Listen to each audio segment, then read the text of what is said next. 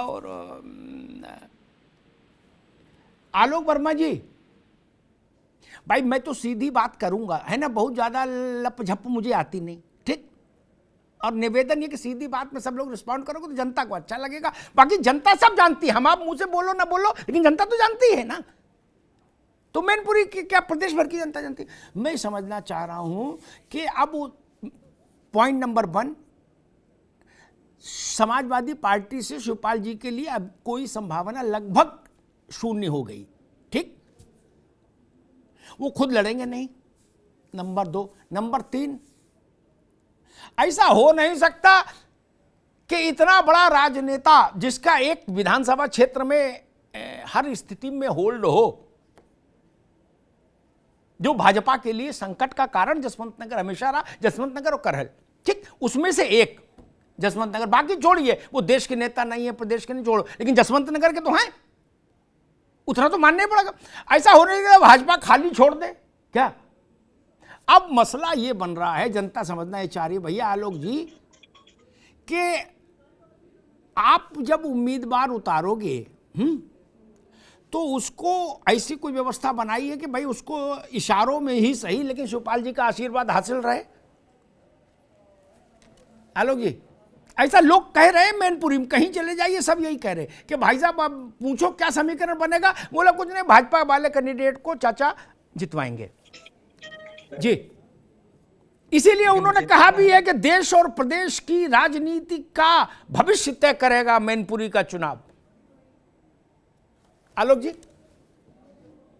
देखिए बिल्कुल मैनपुरी का चुनाव है और उधर आजम जी का भी परीक्षा वो भी तैयार होंगे और हम भी निश्चित रूप से आजम रामपुर के लिए भी तैयार है। तो हमारी तो मंशा है कि हम हर सीट जीते हैं, हम जो भी इलेक्शन लड़ते हैं, जो भी चुनाव लड़ते हैं, बहुत मजबूती के साथ लड़ते हैं। हमारा उद्देश्य होता है कि हम उस सीट जीतें, क्योंकि सीट जीतना हमारी प्राथमिकता इसलिए है कि अगर हम सत्ता में मजबूती से रहेंगे तो निश्चित रूप से परिवर्तन जो हम चाहते हैं वो हम कर पाएंगे। तो मैनपुरी भी हमारे लिए उतना ही महत्वपूर्ण है जितना दूसरे समय में जो इलेक्शन हुआ, जो चुनाव भैया हुआ। ये बताओ, मैनपुरी तो महत्वपूर्ण सबके लिए, शिवपाल जी कितना महत्वपूर्ण है वो बताओ। आलोक जी, आप जान रहे हो खेल क्या है। देखिए अब जी, शिवपाल जी अपने मन की वो अपनी पार्टी के नेता हैं और अभी 2022 में समाजवादी पार्टी के नेता थे। बहुत दिनों से मैं उनकी बातें सुन रहा हूँ, अभी भी सुन रहा हूँ।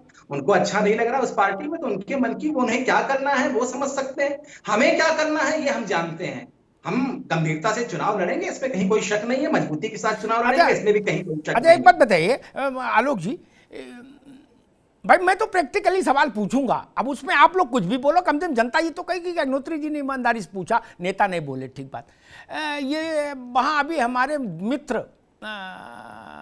वो पहुँचे हैं अपना, अरे जो समाजवादी पार्टी के भी गठबंधन में थे, सुभपा वाले राजभर, ओम प्रकाश राजभर, अभी अखिलेश यादव ने उम्मीदवार अनाउंस नहीं किया, तय कर लिया है, भाजपा ने भी तय कर लिया, अनाउंस नहीं किया, लेकिन वो उम्मीदवार उतारे आए मैनपुरी में और कास्ट कॉम्बिनेशन के हिसाब से वो एक ठीक पत्ता लाए हैं। लोग ऐसा कह रहे हैं कि उनको भी भाजपा ने टेलीफोन किया था कि आ जाओ जल्दी उतारो, तो उन्होंने कहा आ रहे हैं, और इटावा में ऑफिस भी खोल दिया आज, बिल्कुल वेल में फर्निश्ड, क्या फीता काट दिया उसका। आलोक जी, ऐसा कुछ मामला चल रहा है क्या? अमिताभ भाई, ये हमारी चिंता का विषय मुझे लगता है कि नहीं होना चाहिए जी। शिवपाल जी क्या करेंगे क्या नहीं करेंगे ये हमारी चिंता का विषय नहीं है। ओम प्रकाश राजभर क्या करेंगे ये हमारी चिंता का विषय नहीं है। हमें मजबूती से चुनाव लड़ना है, ये हमारी चिंता का विषय है, उस पर हम काम कर रहे हैं। हमारी पार्टी के नेता, हमारे पार्टी के कार्यकर्ता लगातार काम कर रहे हैं और किस तरीके से इस इलेक्शन को जीता जाए, या फिर कोई भी इलेक्शन हो, कोई भी चुनाव हो, उसे हम किस तरीके से जीत सकते हैं, ये हमारी चिंता का विषय है। सवाल ये है कि अखिलेश यादव जी जिसके साथ जाते हैं, जिसके साथ मिलते हैं, जिसके साथ गठबंधन बनाते हैं, आखिर उनसे दूर वो क्यों हो जाता है? आखिर उनके व्यक्तित्व में कैसा दोष है, क्या खराबी है? आपको याद होगा कि 2017 में वो कांग्रेस के साथ उन्होंने गठबंधन किया, कुछ ही समय बाद कांग्रेस से अलग हो गए, राहुल गांधी में उन्हें खामियां दिखने लगी। उसके बाद लोकसभा इलेक्शन में वो मायावती के साथ चले गए, इलेक्शन खत्म हुआ, मायावती और अखिलेश यादव अलग अलग हो गए। अभी 2022 का जब चुनाव हुआ तो बहुत सारे छोटे गठबंधन आए, बहुत सारे छोटे नेता, छोटी पार्टियों के नेता आए जो अखिलेश यादव के करीब हुए। इलेक्शन खत्म हुआ, अलग अलग बातें आने लगी। यहां तक कि उनके घर से आवाज आ रही है। ये बात निश्चित रूप से सही है कि अगर आप परिवार में आप सगे चाचा को भी आप संभाल नहीं सकते तो कहीं ना कहीं आपके व्यक्तित्व में दोष है। अगर आप परिवार नहीं संभाल सकते तो आप प्रदेश भी नहीं संभाल सकते, आप देश भी नहीं संभाल सकते, आप देश की भी चिंता नहीं कर सकते, प्रदेश की चिंता भी नहीं कर सकते। मुझे लगता है कि किसी भी राजनीतिक पार्टी का पहला मकसद, ये आलोक वर्मा जी कह रहे हैं कि अगर आप घर नहीं संभाल सकते तो क्या मोहल्ला संभालोगे, क्या जिला, क्या प्रदेश, क्या देश, क्या विश्व, क्या संभालोगे फिर? मैं उनकी याददाश्त थोड़ी सी कमजोर लग रही है, ऊपर से नीचे तक गिना देता हूँ। भारतीय जनता पार्टी ने महबूबा मुफ्ती के साथ जो है वहां पे गठबंधन किया, खत्म हुआ, टूट गया। फिर पंजाब आ जाइए, अकालियों के साथ गठबंधन किया, उन्होंने भी इनका साथ छोड़ दिया। महाराष्ट्र में शिवसेना से गठबंधन किया, उन्होंने भी इनका साथ छोड़ दिया। बिहार में इनकी सरकार थी, वहां भी इनका साथ छोड़ दिया। मायावती के साथ इन्होंने भी यहाँ गठबंधन किया, उनका भी साथ छोड़ दिया। जो इतने प्रदेशों में जो इसके साथ ये जाते हैं वो इनका साथ छोड़ देता है। जिन छोटी पार्टियों को ये बात कर रहे हैं वो इन्हीं को छोड़ के समाजवादी पार्टी से जुड़े थे। उनका भी नाम गिना दीजिए। आप मान्यवर, आपके तो नेताजी ने अपनी बीवी का साथ छोड़ दिया। मान्यवर, आपके प्रमुख नेताजी ने अपनी बीवी का साथ छोड़ दिया और आप साथ निभाने की बात करते हैं। में आपके साथ पींगे बढ़ा रहे थे, आज आपसे खफा है, आपसे नाराज है। कभी उनसे पूछा आपने बैठा करके, भैया काहे नाराज हो, क्यों खफा हो, क्यों छोड़ के आप जा रहे हैं? आपके सगे चाचा आपके साथ नहीं रहना चाहते, क्यों नहीं रहना चाहते? उनको क्यों शिकवा है, उनको क्यों शिकायत है? कभी उनसे भी पूछिए जनाब। अरे पूछ लेंगे, आपको क्यों परेशानी हो रही है? मुझे ये नहीं समझ में आ रहा। पहले आप अपने गठबंधन संभालिए, 5-5, 6-6 प्रदेशों में आपके गठबंधन टूट गए। सवाल तो उठ रहा है कि सत्ता के जरिए आप पाना क्या चाहते हैं। हमें तो लगता है भारतीय जनता पार्टी के एक कार्यकर्ता के तौर पे, सिपाही के तौर पे हमको लगता है कि सत्ता हम इसलिए प्राप्त करना चाहते हैं ताकि हम सेवा कर सकें, ताकि हम परिवर्तन ला सकें, ताकि हम तब्दीली कर सकें, प्रदेश की तस्वीर बदल सकें। आखिर आप क्या चाहते हैं? सत्ता आपके लिए क्यों है? ठीक, आलोक जी अभी रुके, आशीष जी, आलोक जी, आशीष चतुर्वेदी, दोनों रुके। मैं त्रिपाठी जी के पास जाऊंगा, लेकिन एक बात कहूं, मोदी जी कानून ले आए, बाद में सुप्रीम कोर्ट ने भी उस पर मोहर लगा दी कि भाई ट्रिपल तलाक नहीं चलेगा। ठीक, अच्छी बात है, हम लोग उसके पक्ष में थे ही। लेकिन राजनीति में तो ट्रिपल तलाक से भी स्पीडी तलाक चल रही है। क्या आज इधर निकाह कल उधर तलाक, समझे नहीं आ रहा कौन किसके साथ है। पत्रकार याद कितना रखे, जब बोलो तो पहले देखो भैया कौन है, अभी है कि नहीं पता लगा, बोल दो उनके एलआई वो भाग गए हो। और आशीष जी भाई उन्होंने कई नाम गिना दिए, त्रिपाठी जी आ रहे हैं, लेकिन रोचक बात है तो कही दूं, उन्होंने सब नाम गिना दिए, महबूबा से लेके और कहां कहां तक। लेकिन भाई अब चलो इनने गठबंधन तोड़ा, आप ये काम गलत करते हो, गठबंधन में तोड़ते हो, गाड़ी भी खिंचवा लेते हो, फॉर्च्यूनर मंगवा लेते हो 4 आदमी भेज के, ये नहीं ठीक लगता। अरे छोड़ दो फॉर्च्यूनर यार, गजब करते हो। ऐसा रिश्ता होता कहीं? आदमी तलाक लेता है तो ऐसा थोड़ी ना कि घर के चम्मच बर्तन गिलास छीन ले आएगा। अरे छोड़ो, अच्छे दिनों की याद में दे दो गाड़ी। अब फिर वो आदमी सब सौ जगह रोता है, वो कहता हमारी गाड़ी छिनवा ली, बताओ अब इनके साथ हम कैसे चल रहे हैं। वो गाड़ी तो नहीं छिनवाए कम से कम, तो ये तो समझो भाई, ये सब चीजें समझनी पड़ेंगी। के भी त्रिपाठी साहब, त्रिपाठी जी, कल फैसला हो जाएगा कि रामपुर में चुनाव होगा कि नहीं।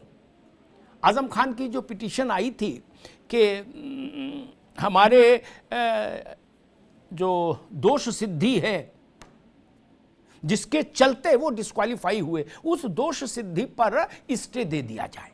सुप्रीम कोर्ट ने कहा कि न सेशन में भेजे दे रहे हैं आपका ये कागज, सेशन ही डिसाइड करेगा, यानी रामपुर का सेशन कोर्ट ही डिसाइड करेगा। तो उसने कल की तारीख तय की है। कल अगर इनको स्टे मिल गया तो बच गए, नहीं मिला तो उसने इस इलेक्शन कमीशन को कहा है कि परसों आप नोटिफिकेशन जारी कर दीजिएगा और इलेक्शन आगे बढ़ा दीजिएगा। और मैनपुरी तो है ही, रामपुर एक व्यक्ति का मसला है क्या? दराज, थका, 100 से ज्यादा मुकदमों में घिरा है, तो अब कोई वैसा ताकतवर भी नहीं है दृश्य क्या कि चिराग जल रहे हो आजम साहब के नाम का, ऐसा तो रहा नहीं। लोकसभा हार ही गए। लेकिन मैनपुरी एक उत्तर प्रदेश की सबसे बड़ी विपक्षी पार्टी के मुस्तकबिल से जुड़ा मसला है, सबसे बड़े राजनीतिक परिवार के भविष्य से जुड़ा मसला है। इस पूरे परिदृश्य को आप कैसे देख रहे हैं? एक, और इस परिदृश्य में कांग्रेस की कोई भूमिका देख रहे हैं कि नहीं, या आपने तय कर लिया कि भैया हम दूर से हाथ सेकेंगे क्या? त्रिपाठी जी। जी अमिताभ जी बहुत बहुत धन्यवाद शामिल करने के लिए, देर से ही सही। दरअसल मैं भी मैनपुरी का रहने वाला हूँ और भोगांव विधानसभा क्षेत्र हमारा आलोक साकी जहां से हैं। तो भोगांव का रहने वाला हूँ, वहाँ के सारे समीकरण समझता हूँ, लेकिन अपनी पार्टी को वहां पे उस तरह से उस स्थिति में इसलिए नहीं पाता कि जब से मुलायम सिंह जी ने अपनी राजनीति शुरू की तो कांग्रेस ने उनका एक समर्थन किया एक जमीनी नेता के रूप से, और हमेशा उनका एक सम्मान रहा कांग्रेस पार्टी की तरफ से। अभी भी कांग्रेस पार्टी वहां पे कोई प्रत्याशी उतारे और ऐसा उस समय जब मुलायम जी के निधन के बाद वो सीट रिक्त हो रही हो तो मुझे बहुत उचित नहीं लगता, क्योंकि करहल में भी इस बार हमने कोई प्रत्याशी नहीं उतारा था। तो समाजवादी पार्टी के सम्मान में ये हमारी एक कोशिश रहती है। जहां तक रामपुर में भी नहीं उतारोगे भैया आजम खान के सम्मान में? नहीं, रामपुर में हमारी स्थिति दूसरी होगी। मुलायम जी के लिए है या मुलायम जी की पार्टी के लिए है, उसमें कहीं ऐसा नहीं कि हम कहीं भी चुनाव उनके खिलाफ नहीं, आजम खान को वो लिबर्टी नहीं मिलेगी, ये है ना? हाँ, आजम खान साहब को वो लिबर्टी पहले भी नहीं मिलती रही और अभी भी नहीं मिलेगी। हाँ। उसका कोई सीधा संबंध नहीं। मुलायम जी का एक अलग कद था, एक अलग स्तर था, और समाजवादी पार्टी के मुखिया है, वो उनका क्षेत्र है, वहां से उन्होंने राजनीति की, और कांग्रेस की शुरू से कोशिश रही ऐसी राजनीति को लेकर। लेकिन इस समय जो आज का मुद्दा है, असली सत्ता वाली चुनौती जो है, चाचा भतीजे का जो मामला है, ये बड़ा दुर्भाग्यपूर्ण है। और मुझे ऐसा लगता है कि कहीं न कहीं आलोक वर्मा जी स्वीकारेंगे नहीं और चिंता जाहिर नहीं करेंगे, लेकिन पूरी कोशिश इन्हीं की है कि ये इसी तरह से एक प्रकरण निकल के सामने आए। जैसा अभी एक इशारा किया कि राजनीति इस स्तर तक की गाड़ी भी खिंचवा ली जाए और इस तरह के हथकंडे अपनाए जाए। दरअसल वहां पर जो जाति समीकरण है उसका भी ध्यान रखना है अन्य पार्टियों को, और उसी को शिवपाल जी को भी दिखाई दे रहा है कि यादव वहां पर 45% से ज्यादा है। 45% का मतलब होता है कि एक तरफा एक कास्ट से वो सीट डिसाइड हो सकती है। दूसरा, साक्ष्य नंबर 2 पे आते हैं, नंबर 3 पे ब्राह्मण आते हैं, और इन्हीं समीकरणों के आधार पर वहां का चुनाव होता रहा। जब से सक्रिय रूप से मुलायम सिंह जी आए तब से वो सीट एक तरह से उनके लिए आरक्षित हो गई इन्हीं समीकरणों के आधार पर। लेकिन ये बदली हुई जो राजनीति है, इसमें कहीं ना कहीं अखिलेश यादव जी को भी ध्यान देना होगा और शिवपाल जी को भी ये ध्यान देना होगा कि कहीं ऐसा तो नहीं कि वो भाजपा को एक वॉक ओवर देने की स्थिति पैदा कर रहे हैं और भाजपा उसमें सफल होती जा रही है। भोगांव भी बहुत मजबूत सीट थी समाजवादी पार्टी की, आलोक साक्य वहां से जीतते थे, लेकिन राम नरेश अग्नोत्री के सहारे वहां पे भाजपा ने कब्जा किया, और इस बार सदर की सीट जो लंबे समय से सपा के पास थी वो भाजपा ने कब्जा में ली जयवीर सिंह के साथ। तो इसलिए वहां पे कहीं ना कहीं भाजपा अपने को स्थापित करने की कोशिश में है, और ऐसे में ये कलह पारिवारिक कहीं न कहीं भाजपा को लाभ न दिला दे, इसकी चिंता जरूर विपक्षी दलों को है, और कांग्रेस इसको देख रही है। कांग्रेस जैसी स्थितियां होंगी उस हिसाब से निर्णय लेगी, और ऐसा भी नहीं कि अब वो मुलायम सिंह जी के सम्मान के चलते हम राजनीति में ही ऐसा नहीं करेंगे। अगर जो ये लग रहा है कि भाजपा को वॉक ओवर मिल रहा है तो कांग्रेस चुनौती दे रही, कांग्रेस पूरे देश में चुनौती देने के लिए तैयार है और एक स्वाभाविक विकल्प के रूप में भी खड़ी है। पूरे देश में तो दे ही रहे, ठीक ही है।